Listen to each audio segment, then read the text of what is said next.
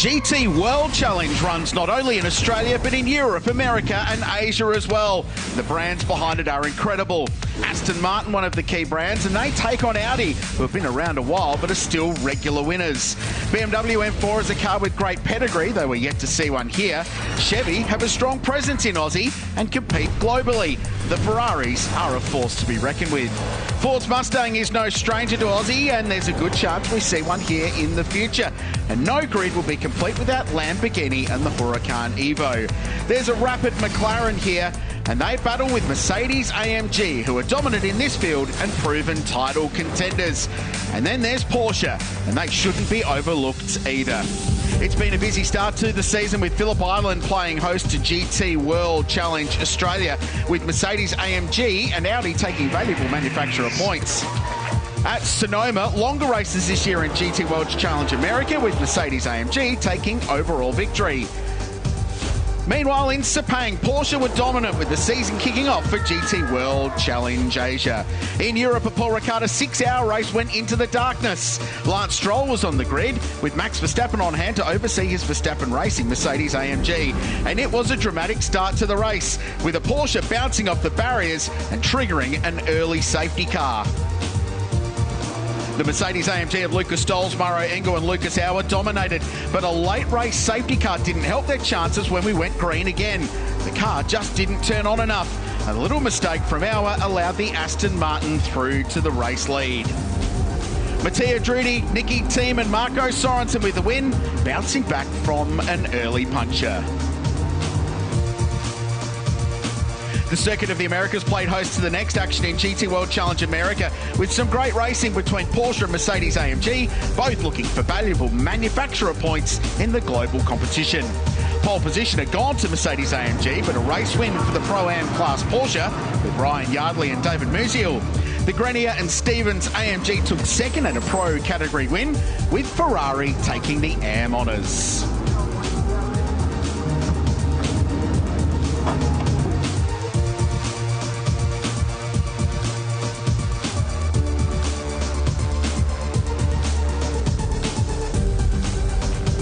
Last weekend, there was action at Mandelica in GT World Challenge Asia.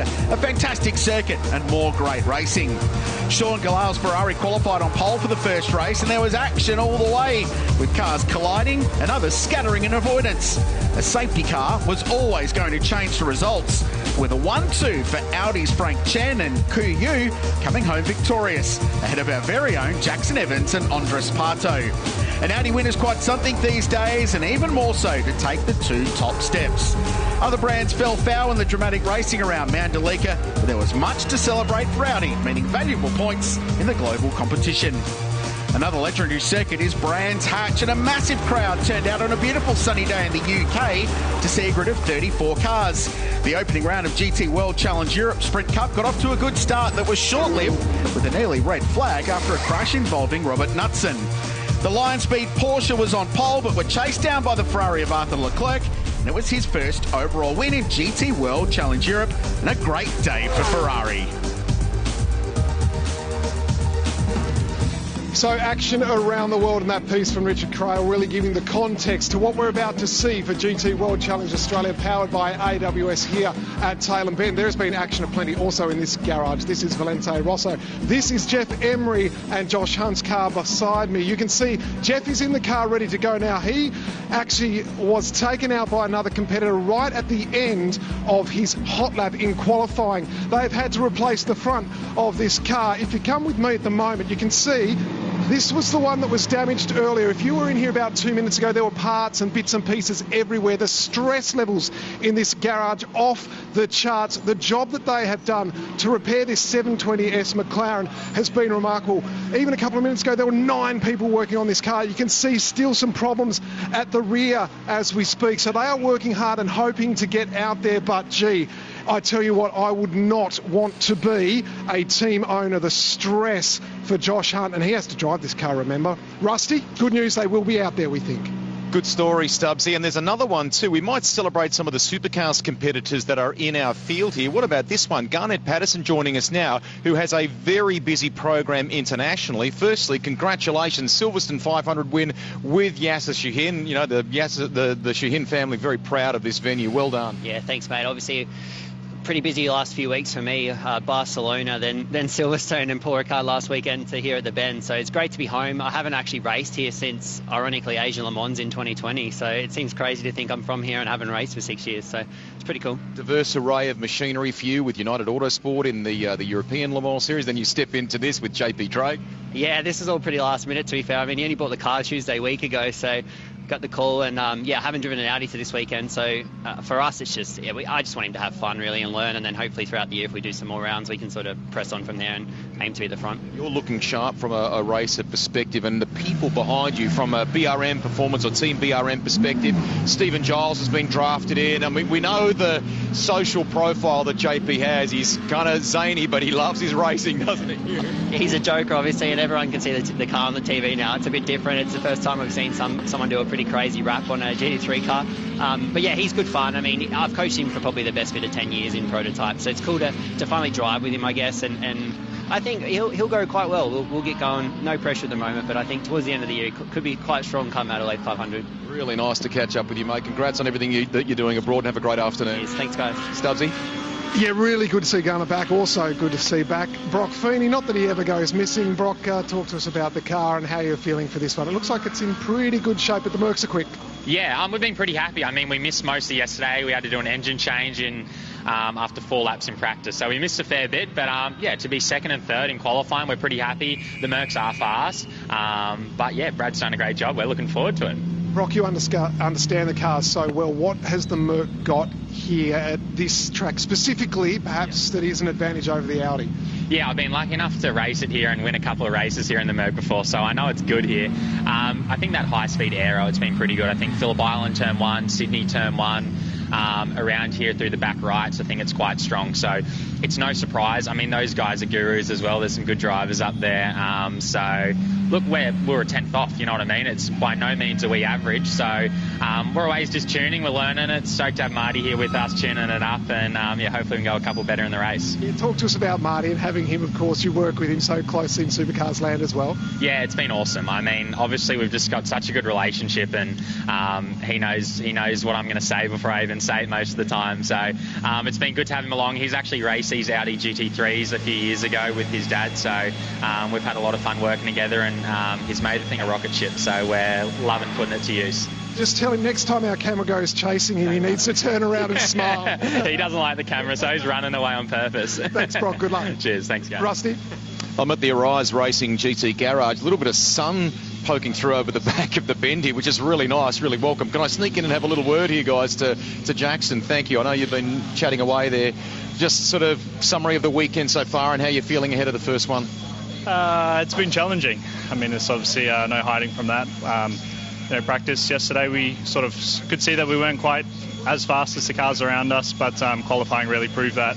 We maximised our package, and it was still a fair way off the pace. So we've seen a bit of a BOP break for this race, so hopefully that helps us. And we've just been keeping our head down, trying to work on our car, get the most out of it. And Elliot did a pretty good job, to be honest. So starting out of 5th for this, but we've got a 10-second penalty, so we'll see where we end up. I've interrupted a conversation with you and Adam DeBore. I'm sorry. Just what is the kind of final pre-game discussion that you're having? I mean, anytime you get a bit of a BOP adjustment pre-race, it's sort of hard. You've got to scramble, try and sort of get to a setup where we're, maximising that change, but at the same time making sure it's not too different for us to drive. So AD's all over it. He's one of the best engineers I've ever worked with, so full faith in what he's given us, and hopefully we can go out and move forward. You're good at the hustle too, mate. Have a fantastic afternoon. Cheers, mate. Thank you. And a beautiful rainbow now shining down on the Bend Motorsport Park. What an afternoon it has become on a dry racetrack.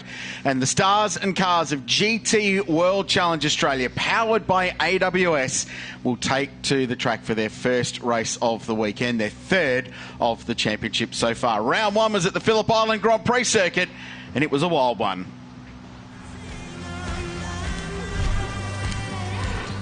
The title defence starts now for Brock Beanie and Brad Schumacher.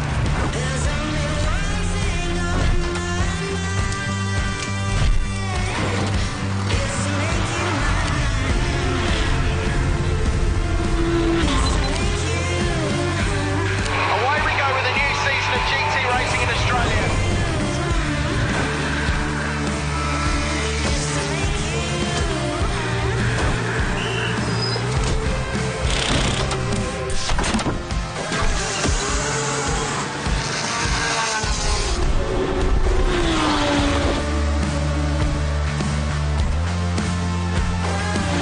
The second race of GT World Challenge Australia, powered by AWS at the Phillip Island Grand Prix circuit, now underway.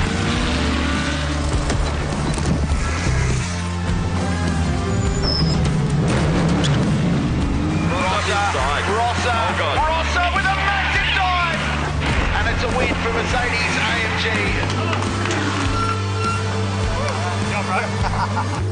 To that, ladies and gentlemen, is your GT World Challenge Australia powered by AWS Pro-Am winners.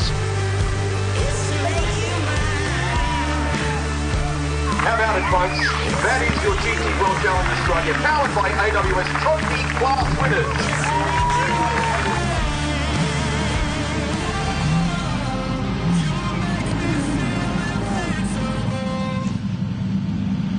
So from the seaside at the Phillip Island Grand Prix circuit to Riverside here at the Bend, we welcome you to round 2 of GT World Challenge Australia, powered by AWS, wherever you might be watching in Australia on Fox and KO, or around the world on GT World. Lots of GT fans in this part of the world, and they're going to enjoy the next 60 minutes of racing because it is all set to be an absolute thriller. Richard Craill and Nick Percat with you in commentary, Chris Stubbs and Greg Rust, and our team in pit lane to bring you all of the action as we get set for a start in this one. And it's Mercedes AMG versus Audi at the front. Nick Percat, they have been the story of the weekend so far, and in qualifying between these two, 0.01 of a second, it is on. It's incredible to think that you can have two cars that are built so differently by two different manufacturers that they drive around this tailor bend circuit, cross the line that close in lap time. So I'm excited for it. They've both got definite different strengths. But it's honestly, how close qualifying was, you can't actually see who the form guide is. You just know that an Audi or a Mercedes is going to be at the front. Yeah, so Sergio Perez, career first pole position, and bumped into him at lunch and was revelling over working with this team at Guy Valmont Racing. And Brendan Leach, his vastly experienced Kiwi co-driver, and the steps forward he's been taking as a driver has been exceptional. And the best thing about it was seeing some of his rivals come in and shake his hand. And I spoke to Brad Schumacher about it quickly, and Brad said, look, he beat me, but it was cool to see a mate get pole position and achieve something. The camaraderie there is great. They want to beat each other up, but at the same time, they're happy for each other to have a result like that. That is the best thing with the AM part of this, is they generally are all mates, and they do want to beat each other so they can brag, but they love it. Here's how the grid lines up. So pole in trophy is the Paul Stokell, Matty Stupas KFC Audi R8, and then Brendan Leach and Sergio Perez will be on pole in the Pro-Am class. So they are in the box seat for this one for Mercedes AMG, but the margin was absolutely tiny. Here's the full grid. So Mercedes and Audi on the front row, swapped around the other way. Tom Randall and Mark Rosser, who'll start car 268 from third, with Oscar Target and Shane Smoller next. Jackson Evans and Elliott Shute alongside Jaden Ojeda and Paul Lucchetti. Will Davison and Renee Gracie, thanks to Renee's qualifying effort right at the end of qualifying, got to 7th in front of Valentino Astudi and Darren Curry.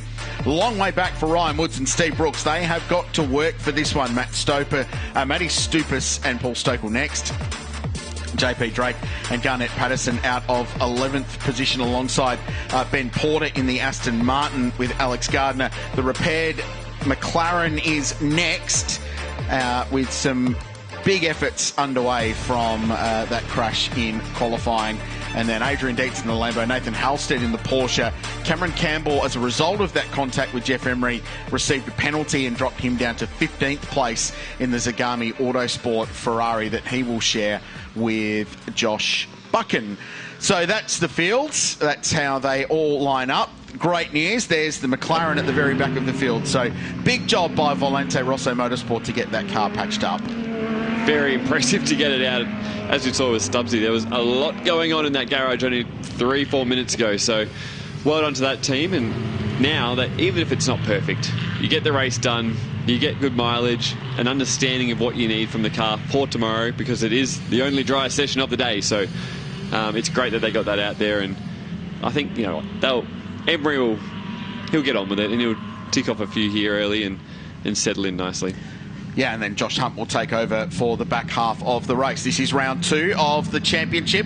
It's led by Brock Feeney and Brad Schumacher. So just 2 points to the good of the Jackson Evans Elliott Chute ARGT Ferrari after a consistent weekend at Phillip Island. Ojeda and Lucidi next. They grabbed a win in race 2 at Phillip Island. It means they carry the longest pit stop compensation time for the pit stop, which comes up in the middle part of this race. Clock ticking, 55 minutes on the clock out of 60 following the start of the formation lap behind the BMW M safety car. On what is cool, overcast and partly now sunny afternoon at the Ben Motorsport Park. We're just an hour and 10 minutes outside of Adelaide, up the freeway, past Murray Bridge and past the River Murray, then through Tailem Bend, an old railway town. You find this incredible world-class venue, which is designed for GT cars. It is such a great racetrack for these cars and these drivers, and they all love driving here, and it puts on a show. Brad Schumacher in the Audi, Sergio Perez in the Mercedes AMG, looking for a start. GT World Challenge Australia, powered by AWS. Round 2 of the championship is underway in South Australia. Great start from the Ferrari from the third row of the grid. Elliott Chute going up the inside of Paul Lucidi. They're 3 wide, squeezing down. He's looking on Mark Rosser now in the Castrol Audi. Hold your breath as they get into turn 1. They squeeze through. Somehow they all make it out the other side. Darren Curry's in the mix in the Audi. Sergio Perez leads them up the hill for the first time. What a start. I closed my eyes. I didn't think they were making it through there, but Shane Smolin has made a massive start there, up to P3. Rosser just missed the jump off the line and got swallowed up by the Ferrari, but everyone's cleanly jostling for position down here to turn 5. Darren Curry's made a good start. That green and black Audi R8 running just in behind the ARGT Ferrari there, and in front of Paul Lucidi in the Realtor car that he'll share with Jaden Ojeda. It's been a really solid weekend for Valentino Astudi and Darren Curry. That car run by the Melbourne Performance Centre. Down through the S's at the back of the circuit, then the run up the back straight. Perez in front, Schumacher next, and Smolin in third. As you said, a good start for the second of those Tigani moves. Everyone's being relatively well behaved here on lap 1. Really still side by side here at 13. Steve Brooks having a look at the inside of Matt Stupid. So the inter-Audi battle. One of them's in the trophy class though. The other one looking for outright points.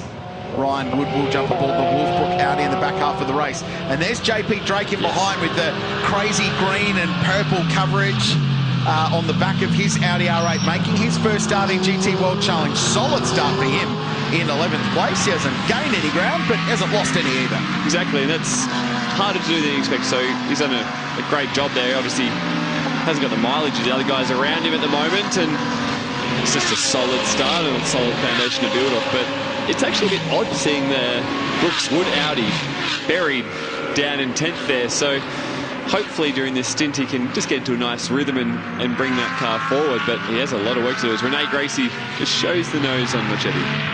Meanwhile, Matt Stupitz's in behind, looking to get past the Ferrari as well. Elliott Chute, the leading of those Ferraris, in 5th position. And then this big battle pack headed up by Darren Curry with Lucidi in behind. He's won a couple of races now in his GT World Challenge career with Jaden Ojeda, who remains a factory rostered Mercedes AMG driver in and among his full-time racing commitments here in Australia. This is a good battle pack.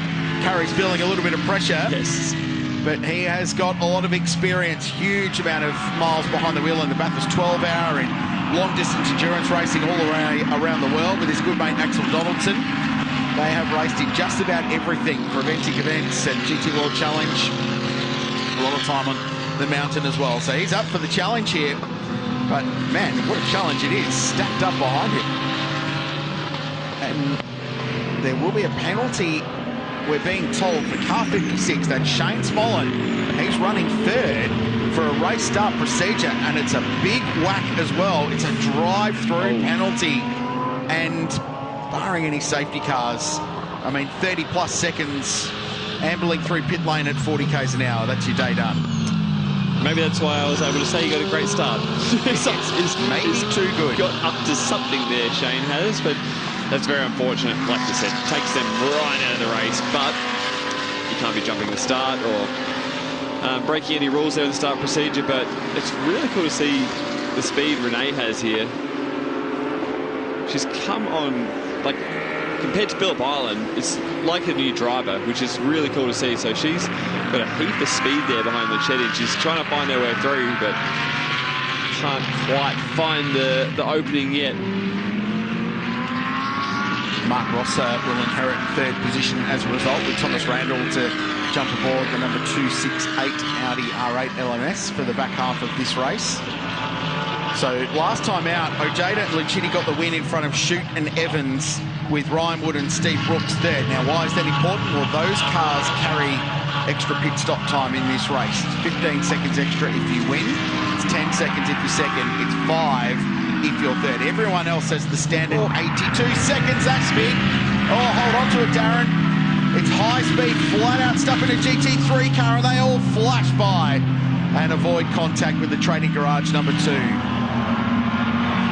How did we get there? I think he's run a little bit wide at 5, but hasn't been able to get it back on track. Obviously, the grass will be wet.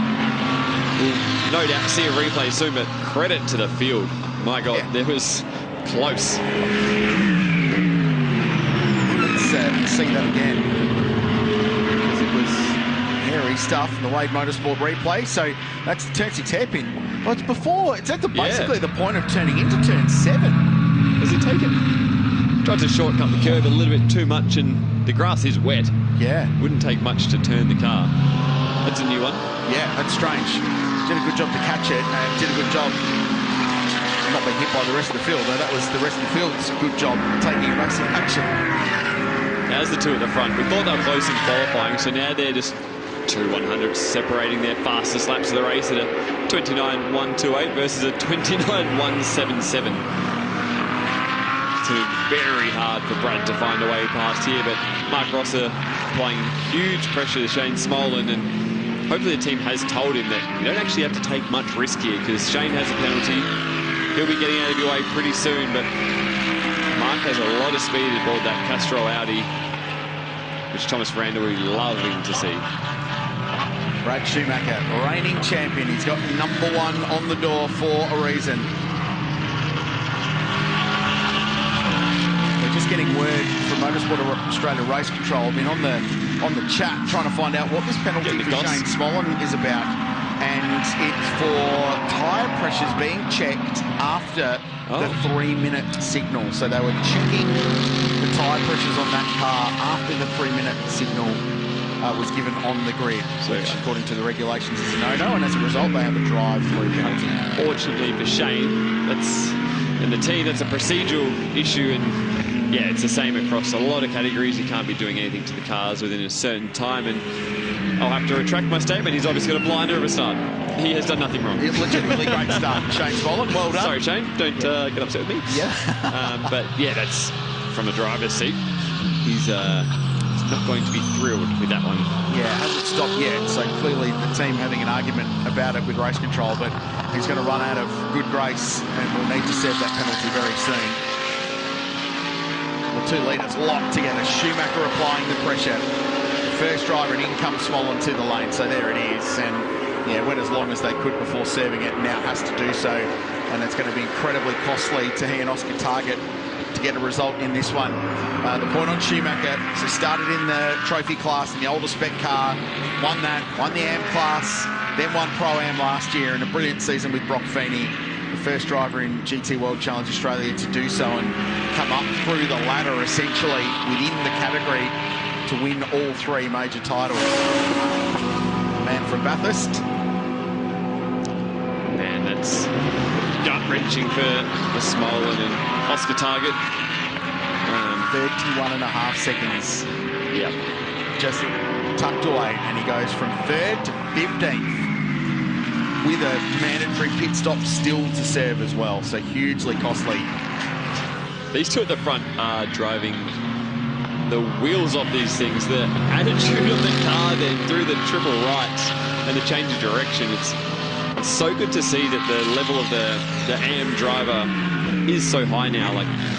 Like we said earlier, the level Brad goes to have the right people in his corner, and no different for Sergio with who he has in his corner. So it's cool to see that they have such faith in their pro driver and what they're coaching them, that they just go out there and do it and really get amongst it. And these two are skipping away a little bit. Mike Ross is really quick there in 3rd, but obviously lost that little bit of ground behind Smolin. Let's get down to the Shannons pit lane with Greg Rust. Kralsey, some of the boys on our crew here, some of the techs, are just keeping an eye on the cloud cover over towards turns 18 and 17 near the go-kart track. There is actually like a rainbow in that part of the circuit at the moment, but it does look like a light shower in that area, and typically during the day that's where it's been coming from towards us. Are we about to get maybe a little final sprinkle before this one is done?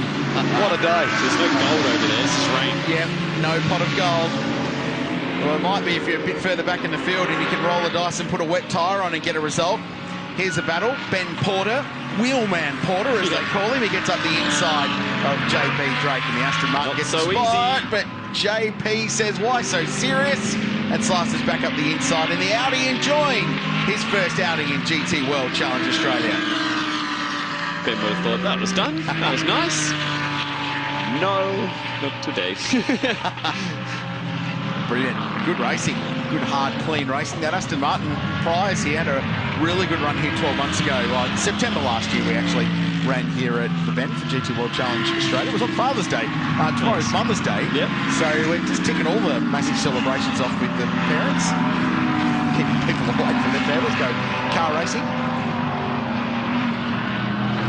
Yeah, had a strong result when Talbot was behind the wheel that weekend. Back to more towards the front of the field. Paul Lucchini has pulled away from Renee Gracie. This is 5th and 6th position. A little bit further back is Matt Stupas in 7th, leading the trophy class with Steve Brooks, JP Drake 9th. So that was a battle for 9th and 10th with Ben Porter. Cam Campbell had worked his way from the back of the field to 11th position in the Ferrari for Zagami Autosport. And while that was all going on with the drive-through penalty being applied to Shane Smolin, it's elevated Elliot Shute up to 4th place, and he's just punched out the quickest lap of the race for that car. So he's in clean air now, and actually not that far behind Mark Rosser in the battle for 3rd place. So the Ferraris come alive a little bit in this one, which they desperately needed down ARGT way, because it's been a tough weekend for the Ferraris so far. It's like there's some cars here with some speed, but very hard to find their way past. And this battle might be the easiest one. It's an Audi versus an Audi. What I love about the way this race plays out as well is that the leading cars have no pit stop penalty time. So this is a straight out motor race between them. And we talked about Martin Short being on car 1. So Brock Feeney's full-time engineer at Red Bull Ampol Racing in Supercar land. Former racer, he actually raced Formula 3 here in Australia way back when, and Formula Ford as well for BRM, among other people.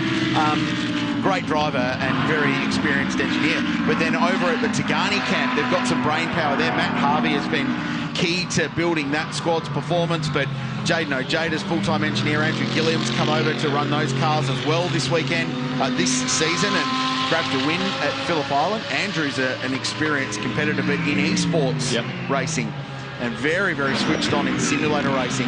So there's some brain power up and down this pit lane, and they get to race each other really hard. And we don't often talk about overcut or undercut in this racing, but there is a little advantage sometimes to being the first guy to pit or doing opposite what the car in front does. Your window's pretty small to make a pit stop. So it's not like you're going to run 10 laps longer than the car in front. But sometimes you only need 2. And if you're locked together up in front, that might be the difference between clearing or not. So that's what Team NPC will be considering with car number 1. Do they tell Brad Schumacher to do the opposite of Sergio Perez? If Sergio stops at the start of the pit window, do you run Brad just a little bit longer in clean air, push hard, and then pit? The issue they're going to have is Sergio, he's now settled down, and he's just at 2-3 tenths a lap faster than Brad, so he's eked that gap out to over 1.1 seconds. So everything I said is hypothetical to them being locked together, because right now Sergio Perez is doing everything he can to just not be locked together. He's pulling away. This little battle feels like it's brewing. It's good, isn't it? Matt Stupa's having a great weekend with triple Australian Drivers Champion Paul Stokel back in the early 1990s in Formula Holdens, the Wings and Slicks cars. One of the greats at a Supercars career. Popped up at Bathurst for a long time. Driver coach as well for a lot of different teams and entities and track days and drive schools based out at Queensland Raceway. Super race car driver, and he and Matt Stupas have formed a pretty effective combination. Of course, Paul drove with Renee Gracie in the Audi for a couple of seasons and was a big part of growing Renee's career in GT racing on her return to the sport. A little lap time comparison shows you that just every lap since lap 5, Sergio Perez has been edging away from Brad Schumacher. Do you think perhaps just running so close at the overheating front tyres on car number 1? It's definitely a possibility here, especially we're at the most aero-dependent track in the country, so being tucked up behind that AMG Mercedes it's not going to do the front tyre any good. And you look just back to Mark Rosser, who's actually going quicker than the race leader, and he's had pure clear air the whole time. So clearly the Audi can do the job around here, but yeah, he definitely could have just tipped the temps over the limit, and I'm sure Marty's all over that, talking to Brad, saying, hey, give him a little breather. And he might drop back for a couple laps and then have another dip. Yeah, get themselves back in the window before the mandatory pit stop window opens. Perez is just not worried about that at all, because he's continuing to punch out green and purple sectors. So it's 1.5 seconds. So Rosso with a 1:48.3 quickest lap of the race last time by. The Castrol Team BRM car. Elliott Shute still running in 4th. There's Brad off. Oh, no. Triple right.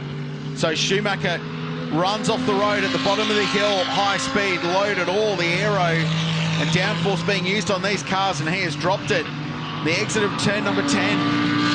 Big moment for the race, and it just hands a massive free kick, not just to Sergio Perez, but also to Mark Rosser in this inter-Audi battle, and it gets Elliott Shute up into the top 3 as well.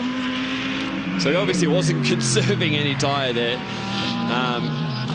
And absolutely on the ragged edge, so that's a rare mistake that we see from Brad. So it's the one thing that Brad has had among his massive armoury and the tools that he's got as an AM driver, but he is normally just mistake-free and accurate and consistent, so it's rare that you see him tripping up like that. But he has also probably done it through 3 to 4 of the hardest corners in Australia in a GT3 car. So yeah, the triple right in these cars is seriously committed, and it only has to go a few millimeters wrong and you'll find yourself understeering off the track at the last part of it. But Brad being extremely professional, I'm sure he'll get back on it, and yeah, we'll cross down to Rusty. Just, you guys were talking before that about whether being, you know, in the aero behind the Merc had impacted things for Brad Schumacher. I managed to grab a quick word with Brock Feeney and ask, you know, had Brad been on the radio? Was that an issue? Was it a conscious thing to sort of, you know, kind of get out of that and go again? There was nothing from Brad on the radio to suggest that there was a problem. So, thanks, Rusty. Good update. Just, yeah, one of those things, I suppose, but also, kudos to Sergio Perez and the car that he's been delivered, the Guy Valmont Racing Mercedes AMG. It's clearly a very, very good racing car, and Serge is driving it just exceptionally well. And Brad might have had to been at 10 tenths because, like you said, Sergio is doing an amazing job and so consistent. He just mid-48s every single lap. and Mark Rosso is able to go faster, but the gap's actually increased because he's not as consistent. So we might actually get a little replay here of what's happened to Brad. And I assume we're going to see it off at the triple right. The last one. Oh. Yep. So that's what we call half a metre of understeer. Wow, he held that for a long time. Equals 100 metres off the track. Yeah. He was on his way out to Pinaroo out there. It was a long way. So actually, kept going down that road out the back. This is the Sydney road. Oh, yes. On the back, you end up at Cowangi, famous car racing place. And he's obviously annoyed with himself because he's done a 48.5 on the last lap, which is 6/10 faster than Sergio. So he's giving himself a little chat, I'm going to say. Well, and the frustration is, of course, that he was within 1.2 seconds and didn't have any pit stop time. But a podium still very much in the offing here, and we still a lot of racing, a lot of water to go under the bridge yet before this race is done. And it'll energise as it builds, and the pro drivers will get behind the wheel of these very, very fast GT3 cars. And they will all drive them extremely hard. You can be guaranteed of that, irrespective of what their driver gives them at the pit stop. So, as a reminder, Brendan Leach, the very fast Kiwi from Invercargill, at the bottom of the South Island, to jump behind the wheel of car 44. Thomas Randall, recently turned 30. Big party in Melbourne at the Lindsay Fox collection there was celebrated. His dad, Dino, gave a very good speech. Dean, a former Australian sports sedan champion. Nice. Normally a man of few words, but Dino give a good speech. So he'll jump behind the wheel of car 268. And Jackson Evans, who has raced just about everything and done them all successfully, Carrera Cup Australia champion off the back of a podium at Mandelica last weekend in GT World Challenge Asia. He'll jump behind the wheel of the Ferrari with Elliott Shute. Chris Stubbs. Well, we detailed at the start of our coverage here before this race about the issue that Jeff Emery had at the end of qualifying. Josh Hunt, his co-driver and the team owner here at Valente Rosso, an enormous job. There were so many people working so hard to get the car out there. First of all, congratulations. How hard was it just to take part in this race? Yeah, thanks, man. I mean, you know, we're here to go racing, so we do everything we can to get back out there. Boys and girls, I don't think there was anybody that didn't have a spanner in their hands and working at it, so it was really good. You know, it was stoked to be out there. Jeff says the car feels pretty good, which is good. I'm not sure if that's a surprise of being out there speaking or it actually is, but I'll be able to tell you soon. In terms of the amount of work that went into it, I mean, finances to the side, there were bits and pieces all over the floor in here. How did you manage to have enough parts to get it back together? Yeah, well, I mean, that's part of the investment that we put into this GT racing. You know, we have to be pretty self-sufficient. Obviously, a huge help from McLaren as well. You know, they've got people here that help guide us through, because it is a new car. You know, it's race number 3 for us, and we're working hard at understanding it. But yeah, I mean, these cars are incredibly intricate when it comes to the aerodynamics, and making sure that everything's right and all the right bits are fitting up is important, and that's really what took the time, was just making sure that it was all fitting the way it should. Mate, there might be a few grey hairs added after that. I saw how stressed you were. Congratulations to you and the team. Good luck out there. Yeah, no, thanks, mate. Appreciate it.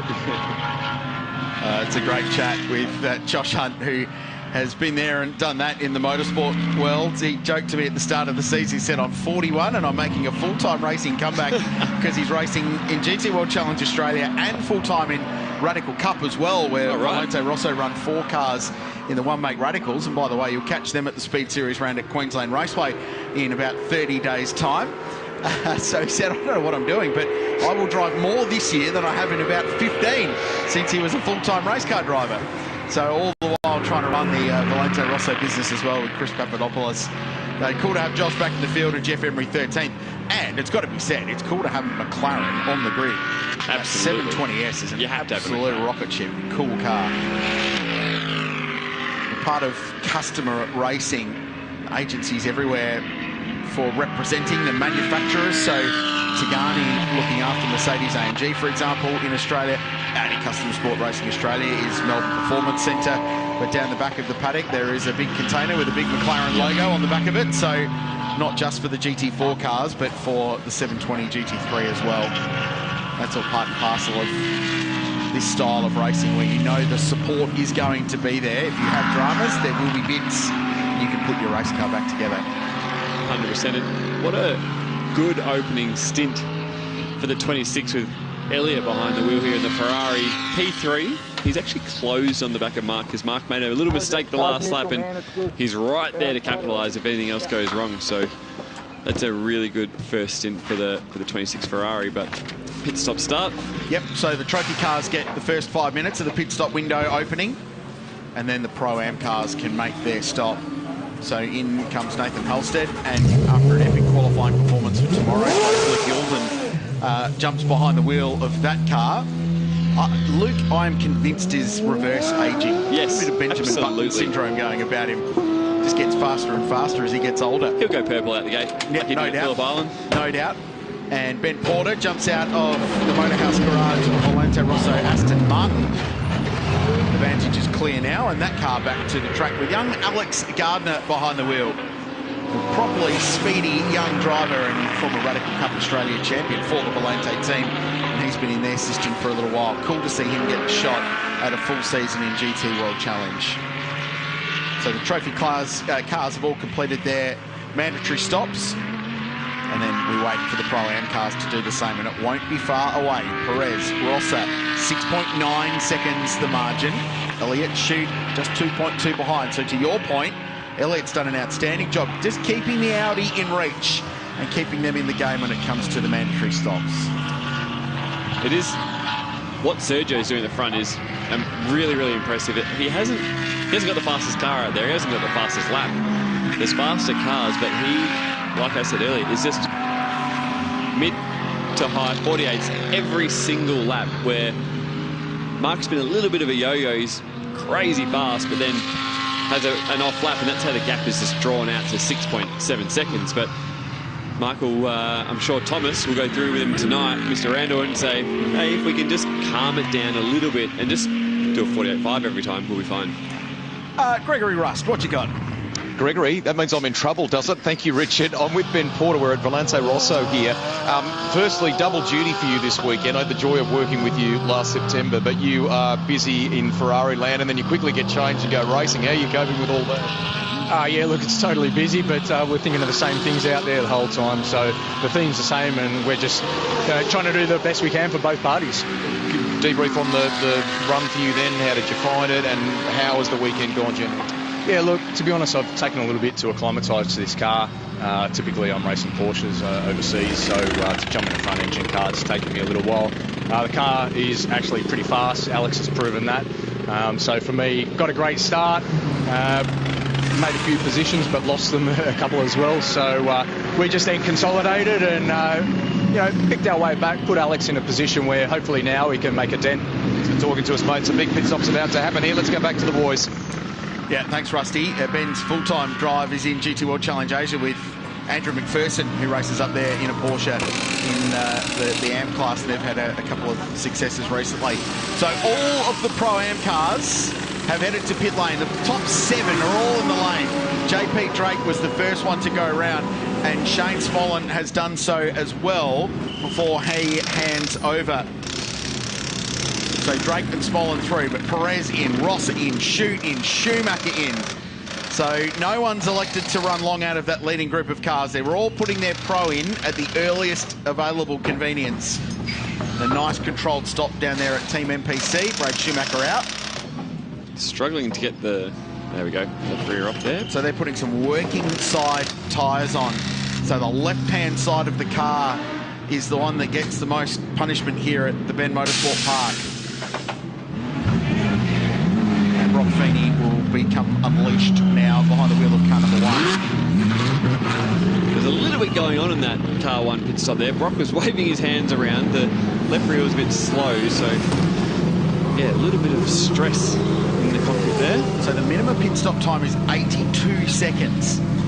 Thomas Randall has taken over car 268. Their pit stop was 82.3 seconds. Fair play. So BRM have timed that to perfection. 83 seconds for Will Davison, who's behind the wheel of the OnlyFans Arise Racing GT Ferrari. Brendan Leach, 83.5 seconds behind the wheel of car 44, and will return to the net lead. And we're going to have a battle between Brendan Leach and Thomas Randall. That's how this is going to play out when JP Drake and Shane Smollen ultimately pit. So they're the Pro-Am cars yet to make their mandatory stop. This is going to be fun between these two. And the one thing you get out of these two, you know that they will drive these cars as absolutely hard as you possibly can. And it's rare to see them have to roll out on a new tyre. If they decide to change tyres, there's shiny new tyres going on those cars, so the outlap's very difficult, and especially if you've done one side of them. If you've only done left sides, the car will track under brakes to be difficult. Let's reflect on that opening stint. Rusty's found Brad Schumacher. Krause, thank you. I think the words you used a moment ago were drive these cars as hard as you can. I don't know that there was much left that you could have extracted from that. What was the run like? There were a couple of little moments there that gave us hard starters. Yeah, look, the car felt really nice at the beginning, but I ended up picking up some pickup on the left-hand side, and when I went down into the loaded section through the bowl, unfortunately it just unsettled the car, and had like 2 or 3 goes at catching it, but unfortunately the tank slapper got me in the end. So unfortunately just spun into the grass there, and we made a bit of a gap on the remainder of the field. So although costly, not extremely costly, but yeah, mistake completely on my end, and yeah, Sergio did a really good job out the front. He was speedy, so look, send it back out there with Brock, and hopefully he can make up some chess pieces along the way.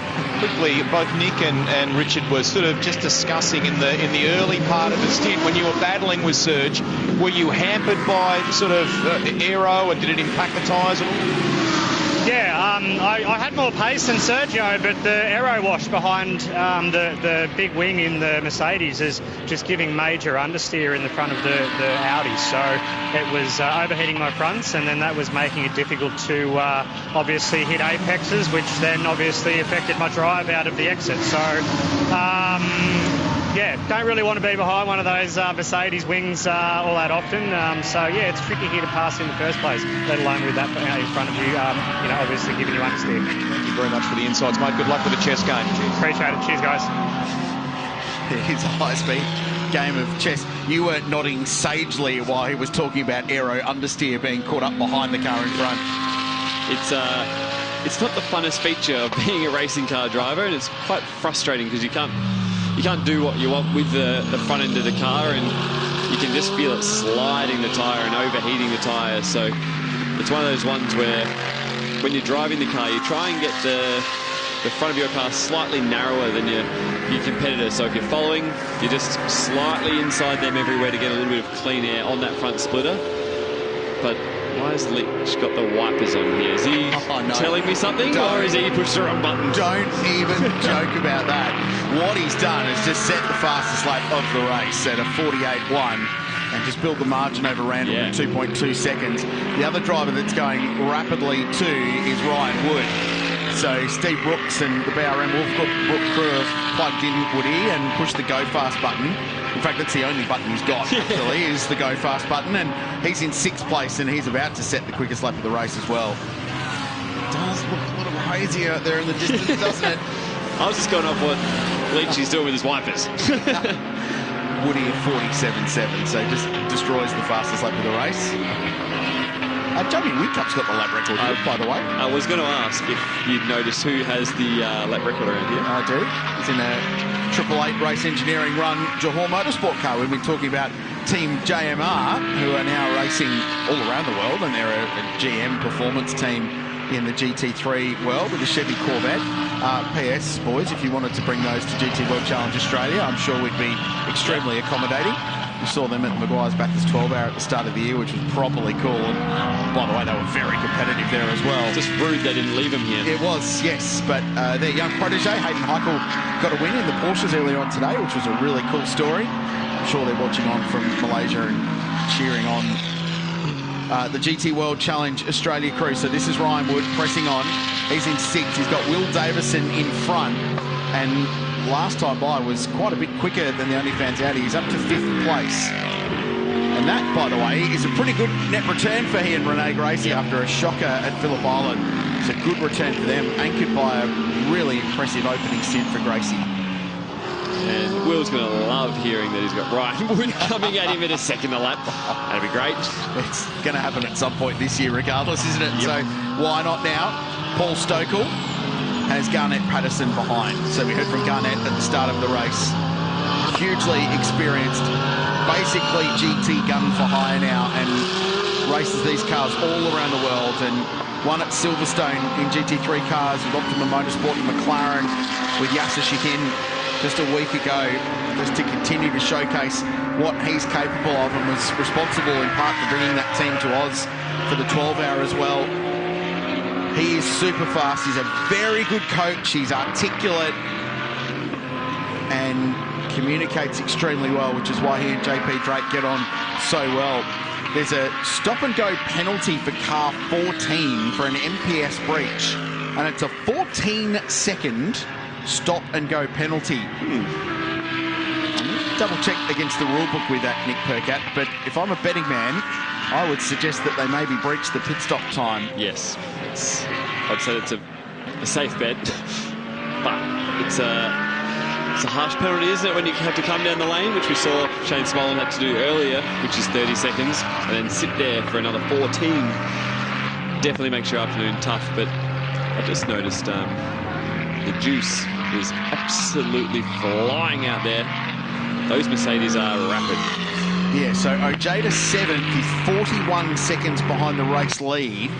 Only 7 seconds behind Will Davison in 5th place. Yep. Remember, they had a longer pit stop time because they won the last race. So they had 15 seconds longer to spend in pit lane than anybody, well, than most of the field, other than the other podium finishes from race 2 at Phillip Island. Lucky Yilden dropped quite a bit of time in the Porsche through that opening sequence, but Yilden racing with the Ferrari, just going as quickly as he can because he can, basically. What's turned out to be, quite a nice Saturday afternoon here at the Ben Motorsport Park. Here's Will Davo, who'll line up for Penrite Racing in the Supercar races later on this year. Just trying his hand at a bit of everything of late. He was in a Trans Am car at Queensland Raceway last weekend, so he's gone from, usually you say you go from the sublime to the ridiculous. What he's done is gone from the ridiculous to the sublime. He absolutely has. To the Ferrari GT3 car. This has been really solid stuff. Ryan Woody's scything down that margin. Only 3/10 quicker last time by. Woody with a 47.00. Fastest lap of the race is 1.7 seconds behind Will Davison. So he's pushing on. No, Jada actually quicker than a lot of them as well. So this is all condensing quite nicely into a battle pack for 5th, 6th and 7th position. The last lap down the straight when Jada turned onto the side finish straight, he got on the flashes to Woody to say, I'm coming for you.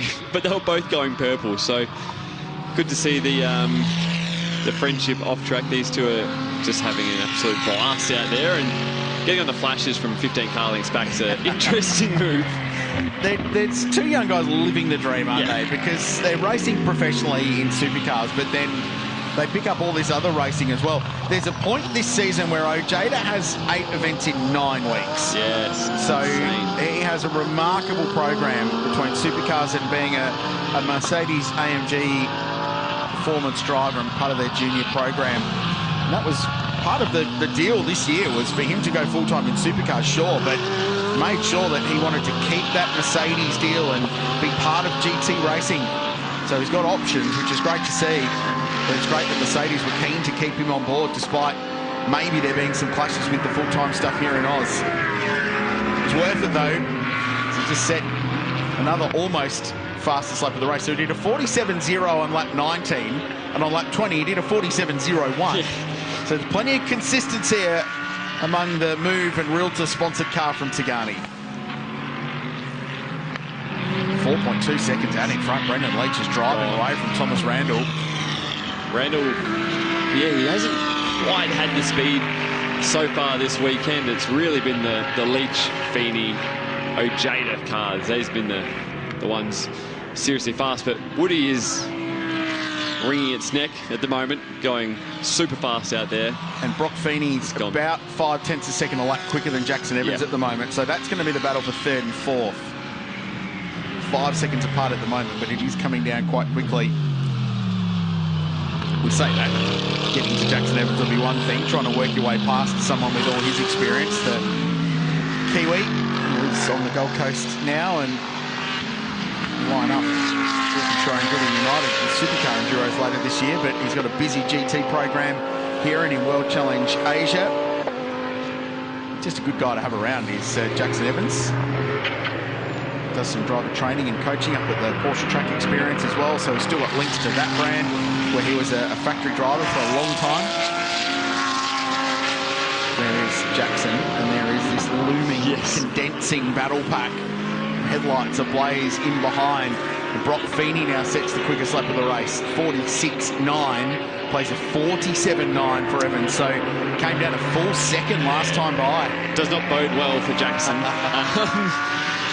The Ferrari hasn't quite had the sting we expected this weekend. At Phillip Island, we're talking, hey, we're going to Tailem Bend, and it's a bit of a Ferrari track. So, unfortunately for them at the moment, it's not gone that way. And I'm sure tonight they'll be banging on the door of the BOP side, and the drivers will be looking at the setup and trying to see what they can do to be faster tomorrow. But yeah, Brock is on the move, and he's coming quite quickly at Jackson, and Jackson's smart. I don't think he's going to want to lose time here when and if Brock gets to him, but it's just been a little bit of a difficult weekend for the Ferrari so far. Well, the other thing this team are very good at as well is building a championship, and while they probably haven't quite had the outright fastest car at Phillip Island or indeed here at Japan Motorsport Park, they've been super consistent. So 5th and 2nd at Phillip Island for that team, which was very consistent, good championship points. They're second in points coming into the weekend.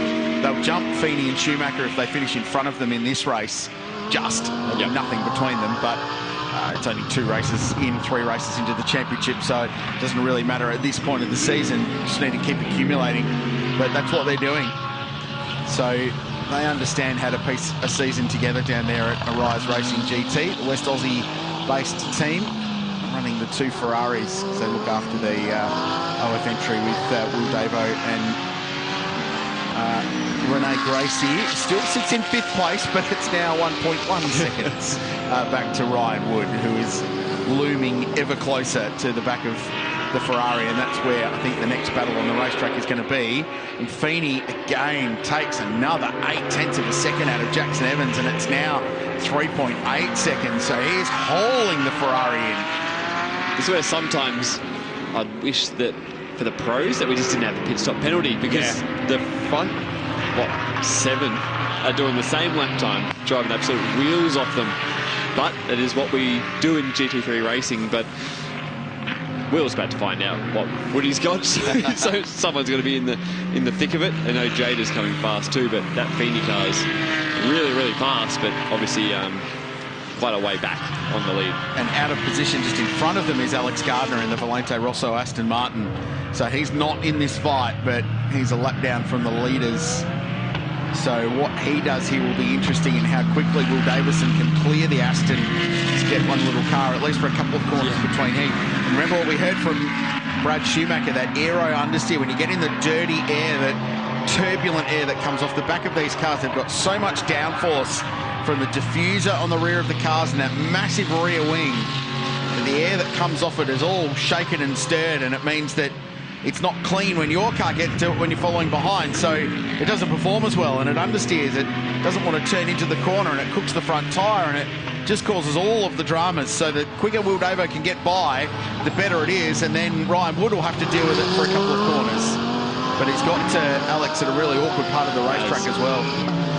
We're hoping Alex does the right thing there, moves aside, and now Woody has an absolute clear view of the OnlyFans Ferrari here, so how hard does Davo fight? I'd love to see him just get the elbows up and just put on a show.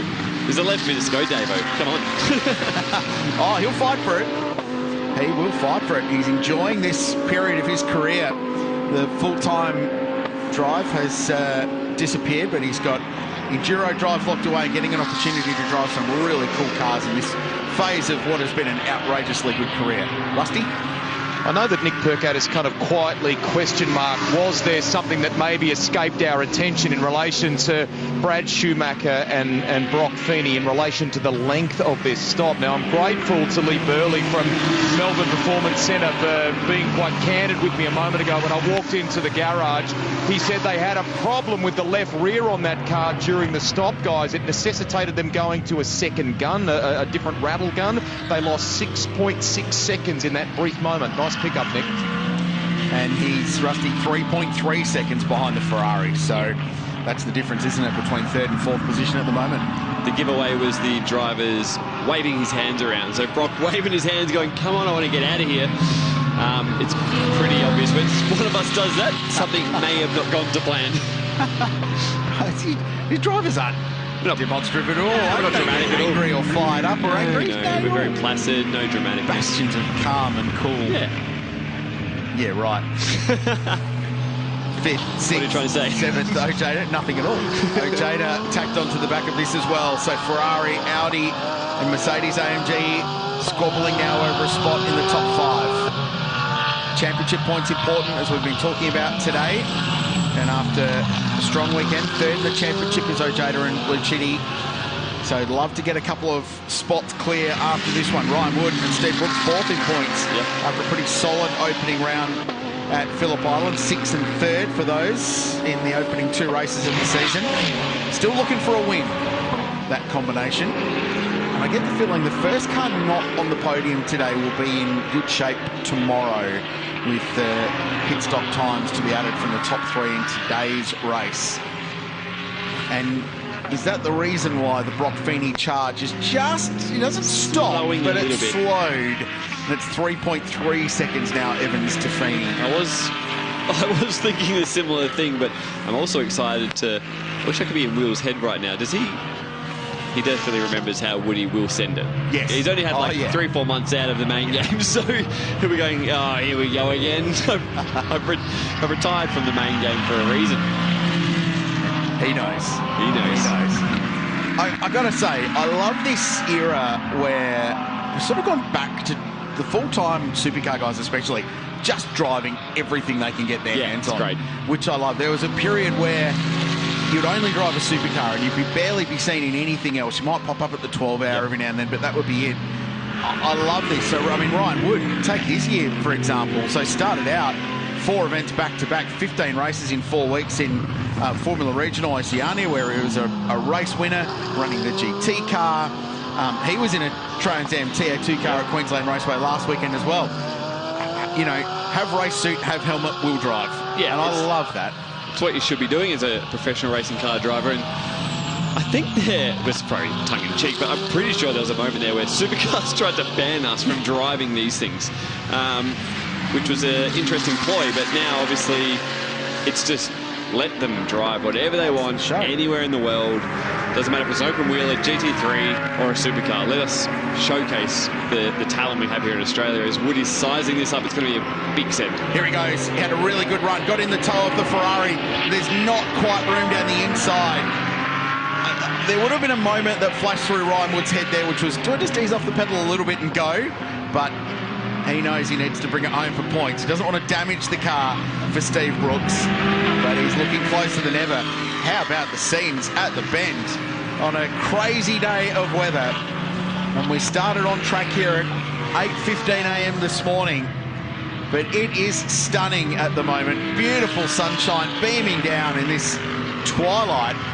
There are some very, very good photographers that follow the Motorsport Tour around as well. I'm thinking of Mark Horsburgh, and Daniel Kalish and Nathan Wong, and those guys will be out there now absolutely frothing over what is being delivered, as are our team out on track bringing you these pictures. Look at that. That is stunning.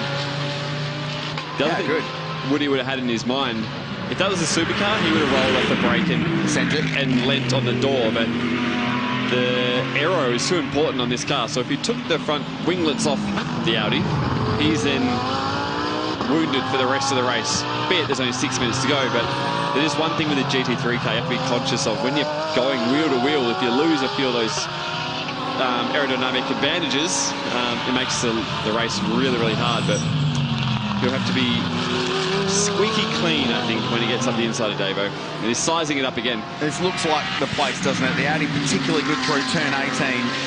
Carries a lot of mid-corner speed there and then gets the toe from the Ferrari on the run up the straight. There's Ryan Wood. The other thing he's got to keep in mind is Ojeda just in behind as well, because if he sends it, bowls it wide, Ojeda will be the first person to go, thank you, I'll have it all. And you see what Davo did there? He didn't block, but he moved the car over a headlight width, which is to say, I know what your plan is. Think again. So it's it's the thing that you probably don't notice when you watch. We moved the car around in a way of chess, and all he did there was move the car over a tyre width, and then that's enough for Ryan to think, oh, if I go for this, he's going to close the door on me. So that's the difference between, you get to the professional level here where they can race each other so hard, barely defend and lose no lap time, but put on a great show. And Woody of 12 months ago would have been down the inside. Yep. And there would have been contact, but he's matured so much in the last, I'd say, even 6 months. So he knows he has to get it done well, and like you said, Ojade is there waiting. Yeah, that'd be great. Last time round, by the way, was lap 26. And guess who did the fastest lap of the race on lap 26? Well, both of the leaders did their personal best laps last time by. So they are still absolutely pressing on out in front. And it's 2.4 seconds. Thomas Randall's just set personal best lap for car number 268 last time around. The Castrol Team BRM Audi R8. He has not given up on this chase. The guy Valmont Racing Mercedes AMG. They've all just randomly turned the wick back up. Feeney, 46.8, fastest lap of the race, full stop. In 4th place, he's 1.8 seconds behind Jackson Evans now. So he's just retooled and having another go. It's the perfect moments right now for a GT3 car. We've got a tiny bit of wind, the fuel's coming off, the track's nice and cool, and Mark Ross is having an absolute ball down there. Hopefully he's telling him to go faster. Get amongst it. Yeah. There's Ross and JP Drake and Steve Brooks all watching on. What are they up to? Yeah, they're a BRM. The conversations. Mark Rundle, the team boss, is gritting his teeth in the middle of it all, having to manage that. He'll be enjoying this. A local team looking to get a result on home turf. But Brendan Leach, will he be good to the challenge? You would expect so. Brendan's staying here at the circuit. I bumped him this morning in the coffee queue, and he just popped down from the hotel room. He was watching the NASCAR this morning to see how his buddy Shane Van Gisbergen was going in the truck race, and then taking the coffee back to finish that, and then get ready for GT World Challenge qualifying.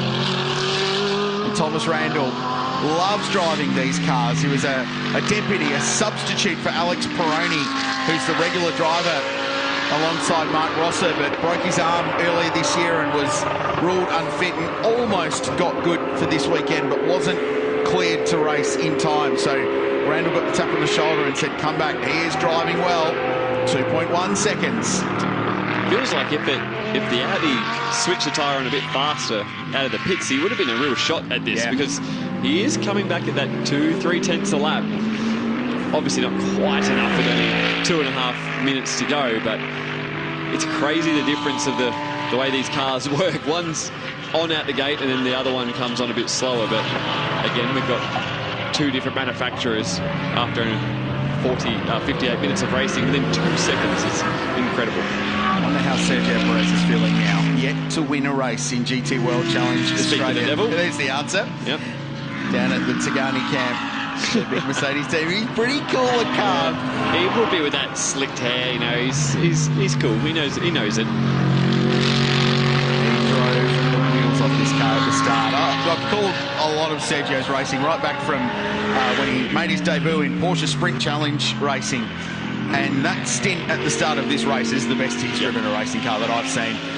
Outstanding stuff. To fend off the pressure from the reigning champion in GT World Challenge was a massive, massive job.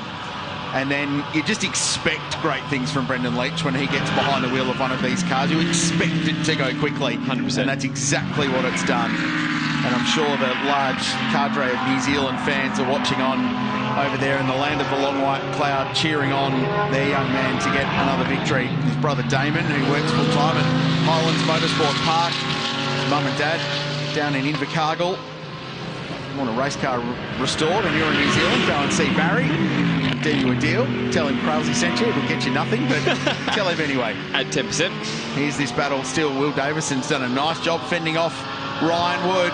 5th and 6th, and Ojeda still stuck behind. So they're just in this break train with no room to move. You get elite-level professional drivers, you get elite-level professional results, which means mistake-free race car driving, which is what these 3 are delivering at the moment.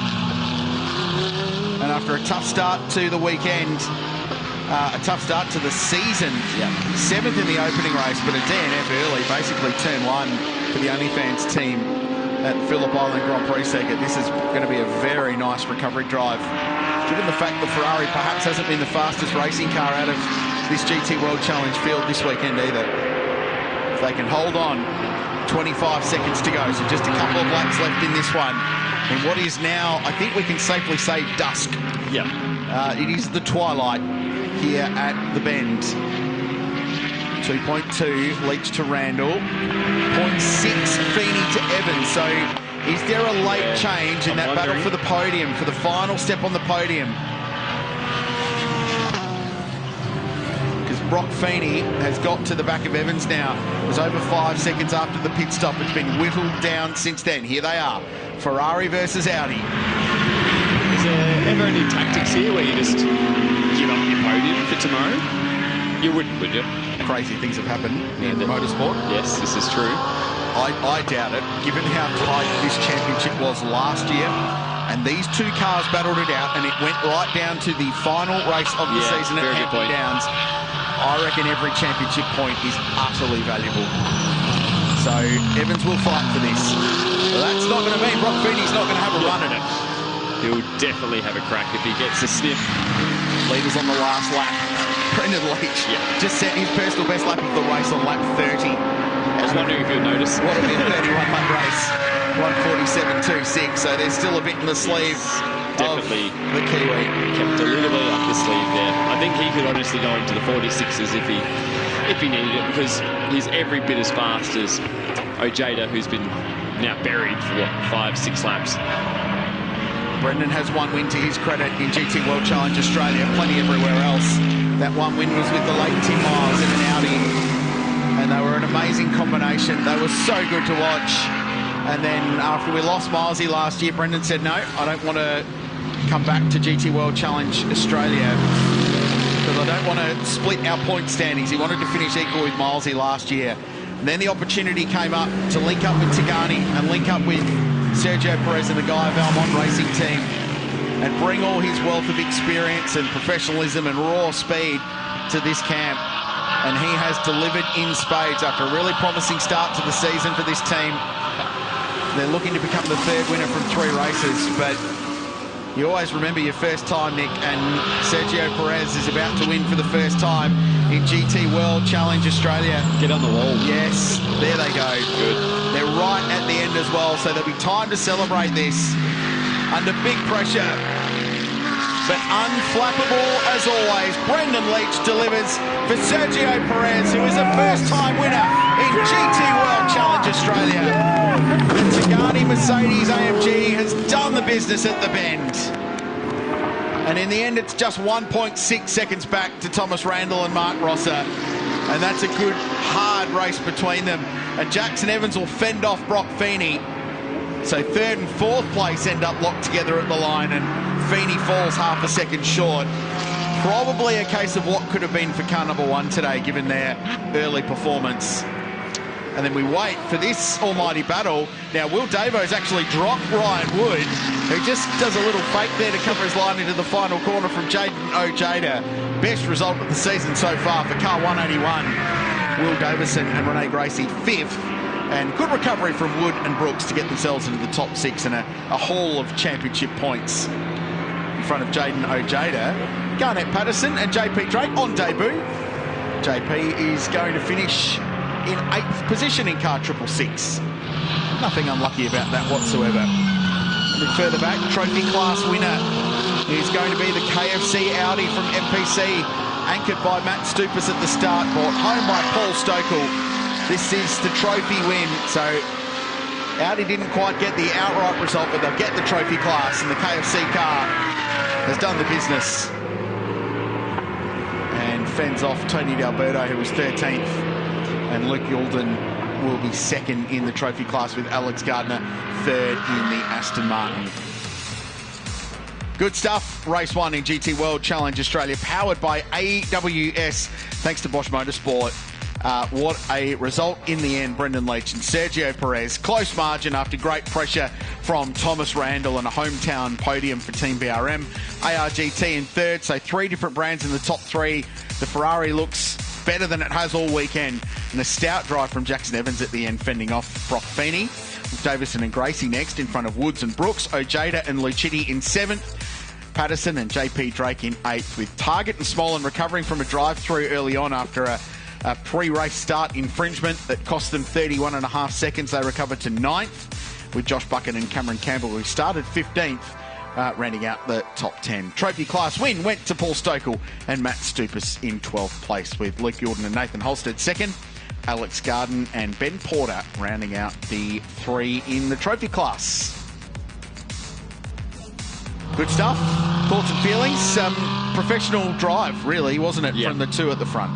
100%. Leachy, the intel you got from him at the coffee machine when he had that little smile and glint in his eye, he knew he had an absolute rocket underneath him. And at that point then, you could nearly have penciled him in to probably win it, because when a driver gives you that kind of feedback accidentally, I think that says a lot. So they're in a really good spot, and the form carrying on from Phillip Island is exceptional. And Thomas Randall, always the ultimate professional with Mark Rossett. Great to have them back on the podium, and like you said, Jackson Evans, another great result for the Ferrari.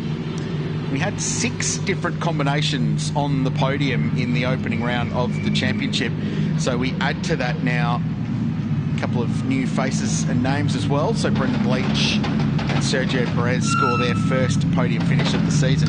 So they're the 7th combination to score a top 3 result this season. Shows you how wide open the Pro-Am fight is in GT World Challenge. I'm excited to see the emotion here. Leachy's pretty cool, calm, but Sergio will get amongst it. There he is, on cue. Yep. He is right there straight away. Oh, so the cool and collected. Yeah, I know. Brendan Leach is the most fired up of all. Oh, that's really cool. Great story. And they have both driven the wheels off this car. And congratulations to Tigani for the job that they've done and taking over, basically waving the flag for Mercedes-AMG in Australia now as the local performance team. They've put together such a professional program. It's been really well set up, really well run, engineered and driven, of course. Let's go down and celebrate this one. Here's Greg Rust. Serge, what does that mean? What a day you've had. You've joined the winner's circle in this awesome class. Yeah, it's pretty happy with that day. Like, we've had some ones that have taken away from us in the last couple of years that hurt, and that makes it all worthwhile. Like, pole position, drove away. Brendan took the card, brought it home perfectly, so that's a good day, very good day. Cracking drive by you, but I think you'll be the first to tell me, set up by the performance he put in that first stint. I just brought the thing home. Serge did all the hard work and all the heavy lifting. That was an amazing first stint. It's something we've been working on, and he executed absolutely perfectly. I couldn't have asked for anything more from him. The team did an amazing job, and a great strategy to change those tyres. It really helped us just give ourselves the pace to keep it in front of that Audi. It was coming in back at me at the end. So massive thank you to Tigani and Mercedes and Sergio for having me. It's such a pleasure to drive this thing. The boys were saying in commentary that they reckon you had a little glint in your eye at the coffee machine this morning in the GT lounge. Did you know that you had a good thing underneath you? Oh, I might have woken up with a wee tingle, but you know, it's yeah, like I couldn't have been any more perfect. I think I've never had a lights to flag win like that. It was just lovely to drive. I was having so much fun. I mean, it's probably pretty boring for everyone out there watching, but it was just such a joy. I saw Thomas coming back towards me, but I was confident that he wasn't going to be able to do too much because of the radio was closing it. You know, again, Serge set everything up for me, and I was just the one who brought it home. A lot to be proud of for you here today. Nathan, all the crew are over here beyond us. Do you feel like that is perhaps your best motor racing drive? Yeah, best drive in terms of putting it all together. Qualifying and then in the race, good start, and then having the pace the whole way through. So yeah, definitely my best drive so far. This will be a podium for you to savour. We'll let you head there. We'll see you shortly. Congratulations to you both. Lovely stuff. We're going to wander through and talk to our trophy class competitors as well, because they are standing by. Both Matt and Paul are here. Congratulations. You were going to kick me out of the garage there before. Is that because of... Because, you know, I can. Great day here at the Bend, and this bloke, you know, with all of his years of experience in racing, he still brings it, doesn't he? For a couple of old blokes, we're okay. It was tough. It was actually, I mean, the car was hard to drive at the rear, but we managed to sort of get it where we wanted. We had a good start, and I sort of got boxed at the start, but then I stayed with Renee as long as I could. I made a little bit of a mistake, and that was that. But then just kept Brooksy behind us for the rest of the race, which was good. Come in 7th, give it us the main man, and let him do his job. And that you did. Yeah, I was hanging on towards the end, but look, it gives us somewhere to go. We moved forward in that race, and I think next race we know which direction to head in. So I'm looking forward to tomorrow's race. Should be good. Yeah, we are too. I mean, at the sort of the stage you are in your career, I feel like you're just enjoying the moment, mate. You're enjoying this, aren't you? I am. Yeah, pretty soon they'll have to get me a wheelchair to get out, but no, I'm going okay at the moment. Yeah, it's good. No, they won't. Congratulations to you both. Thank you. What are you saying by that, mate?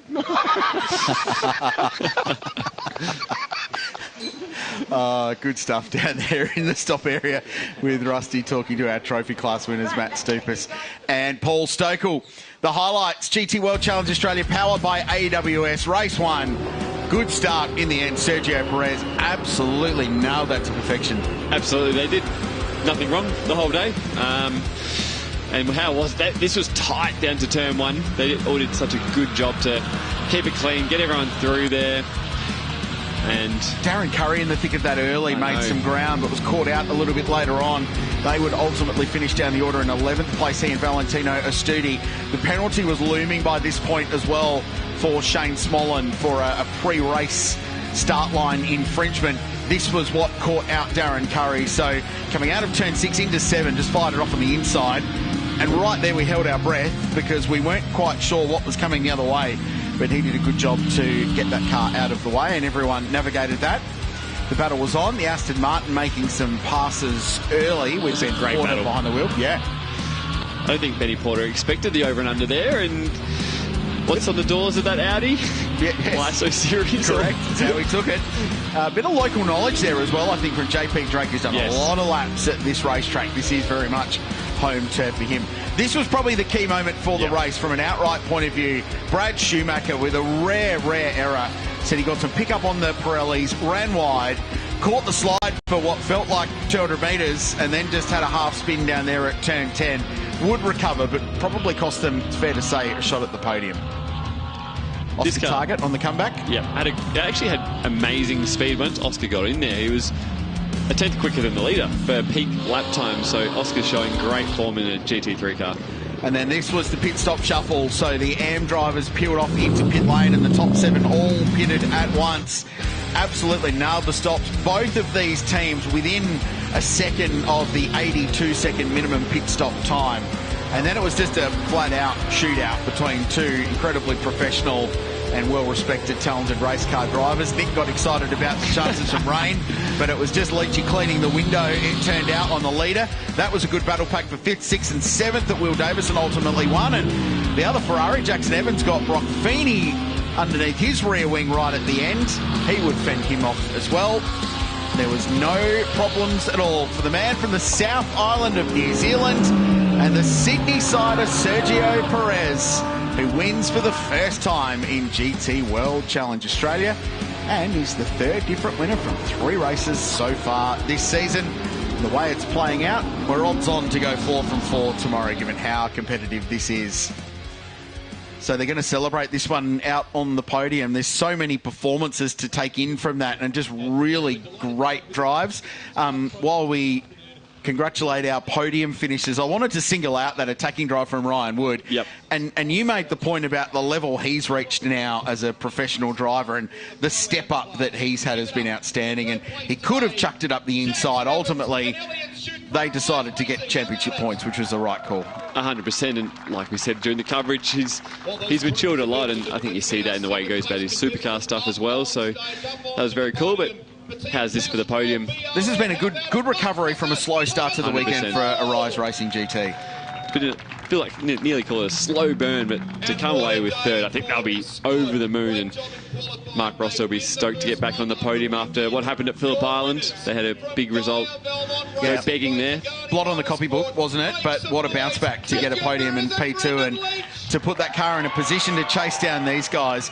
I don't know if there's anything more we can say about what they've achieved today and the way they executed that race. And it feels like there's going to be everyone in pit lane is going to come see Sergio and congratulate him on his win, and very well deserved. That first stint of his is what put the pressure on Brad Schumacher at the start to make that mistake.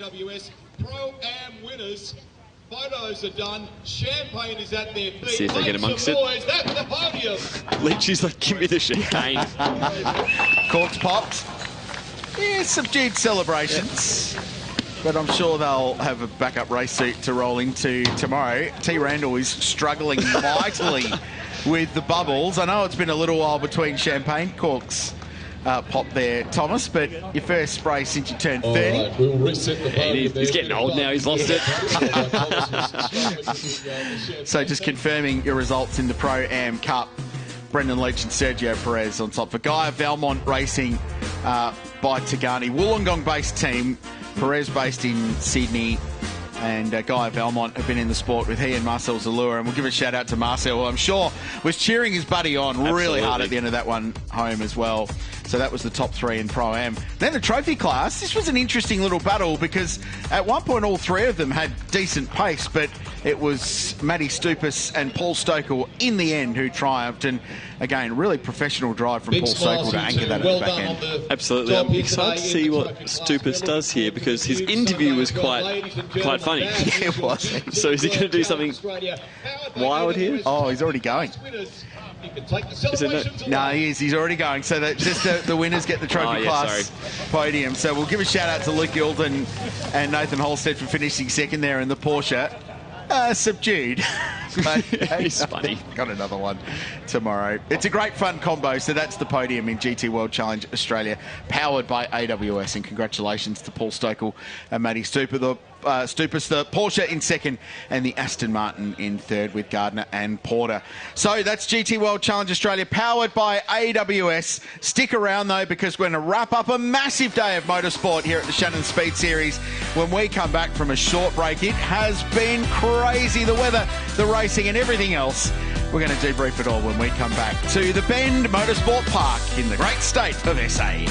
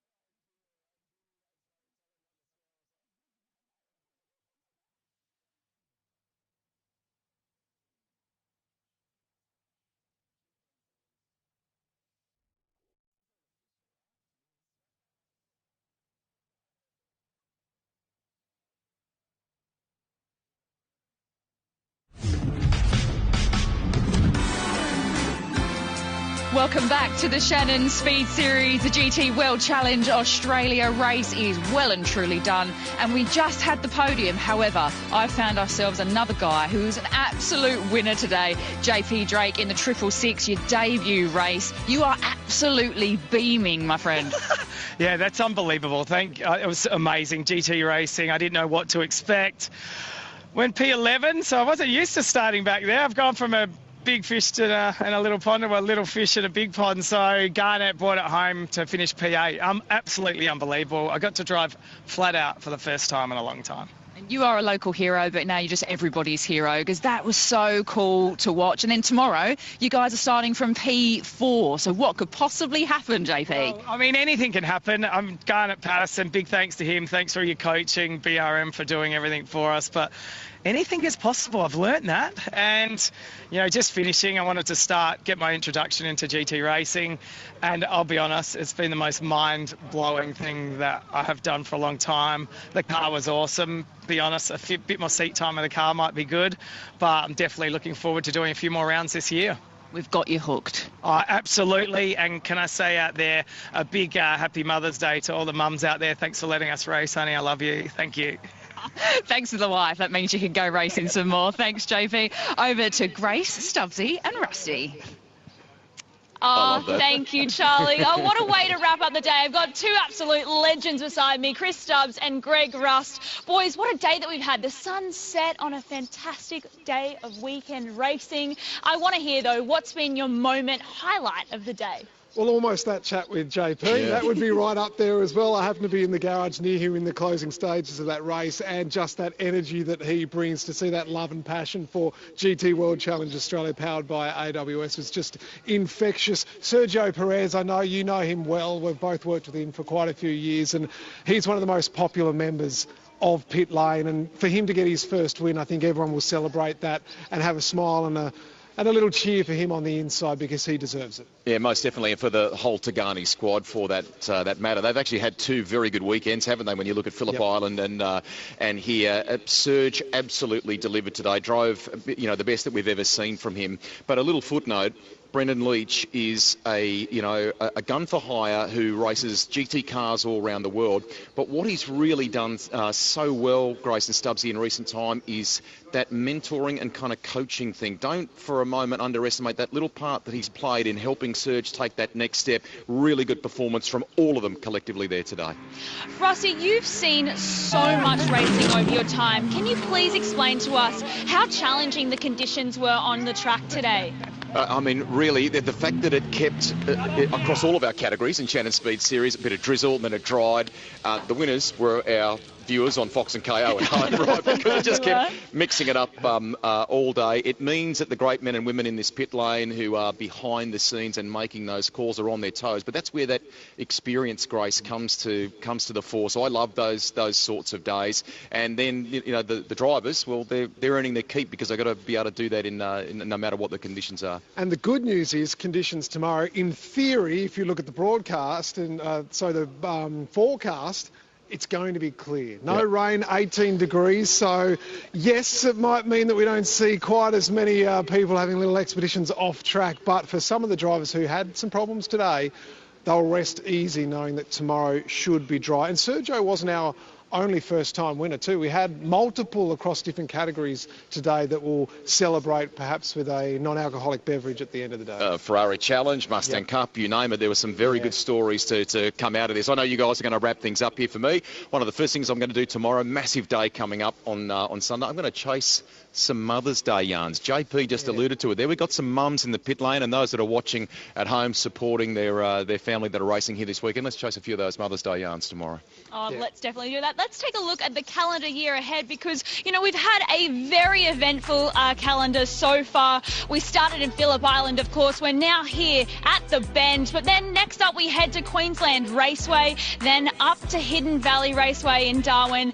Then we head to Sydney Motorsports Park, and then finish things off with a bang at Sandown Raceway. Oh my goodness, what a year we have ahead. I'm so excited, boys. Are you? Well, that's the perfect Mother's Day present. Yeah. If you're able to get some tickets, jump online and come and watch us here at the Shannons Speed Series as we make our way around the country. And what a show that we've had today at Tailem Bend, without doubt. We've spoken about the weather, we've spoken about the first-time winners, but this track just continues to deliver, doesn't it? It's great for a GT car. And let's not forget too, the GT3 competition that we've just savoured this afternoon will actually finish in the great state of South Australia, right? Yeah. So that's, for that class, something very special. Today we were treated as well, monochrome GT4, massive field. Yeah. They'll all go into battle again tomorrow too. Looking forward to that immensely. Yeah. Tell me quickly, boys, what are we looking forward to tomorrow? Highlight. Ooh. I'm going Mustang Cup. Okay. Yeah, I want to see Jack Perkins and Josh Anderson, the old dog and the young pup, and see if they can go toe-to-toe together. Who will win in GT4, and then we're going to see a classic battle, I reckon, in GT3 too. Agree. Oh, exciting things to look forward to. It's been an absolute pleasure to bring you all of the action for day one, Saturday of our round 2 of the Shannons Speed Series. We'll be back tomorrow, 9 a.m. Australian Eastern Time, to bring it all to you all again. So make sure you get good rest, and we'll see you tomorrow morning.